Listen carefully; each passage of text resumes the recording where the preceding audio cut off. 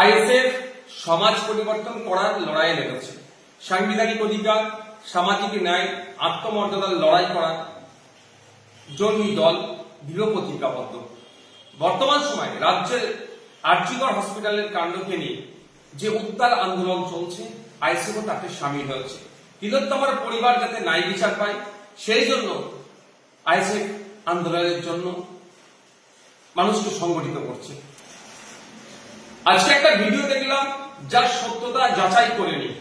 সেখানে একজন নাবালিকাকে আপত্তিকর ও অবাঞ্ছিত মন্তব্য করেছে, যেটা অত্যন্ত নিন্দনীয় ও নক্কারজনক ও দুর্ভাগ্যজনক। আমাদের কোনো সমর্থক যদি এই অবাঞ্ছিত মন্তব্য করে থাকেন, সেটা দলের বক্তব্য নয়। দল এই ধরনের বক্তব্যকে কোনো মতেই প্রশ্রয় দেয় না। কারণ দল মনে করে না নাবালিকা বা সাবালিকা যেই হোক না কেন, পুরুষ মহিলা নির্বিশেষে, সে বিরোধী দল হোক শাসক দল হোক যে হোক না কেন, কাউকে কোনো ধরনের অবাঞ্ছিত মন্তব্যকে দল প্রশ্রয় দেয় না। কারণ দল সবসময় এই মনোভাব নিয়ে চলে শূন্য সহনশীলতা বা জিরো টলারেন্স, যেটা পার্টির প্রত্যেকটা স্তরে নেতৃত্বের জন্য প্রযোজ্য।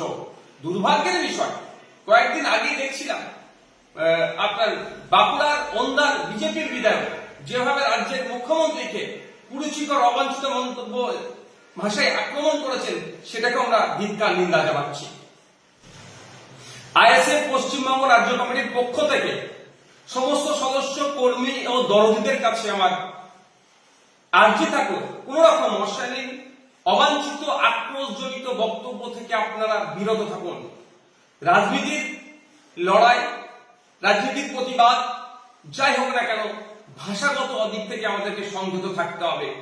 ইন্ডিয়ান সেকুলার ফ্রন্ট কোন রকম অবাঞ্ছিত, অপরিচিকর ভাষাকে প্রশ্রয় দেয় না এবং তার কর্মী সমর্থকদের কাছেও সবসময় আর্জি রাখছে যে এই ধরনের অবাঞ্ছিত, আক্রোশজনিত মন্তব্য থেকে আপনারা বিরত থাকবেন। কোন রকম ভাবে এই ধরনের মন্তব্য আপনারা করবেন না।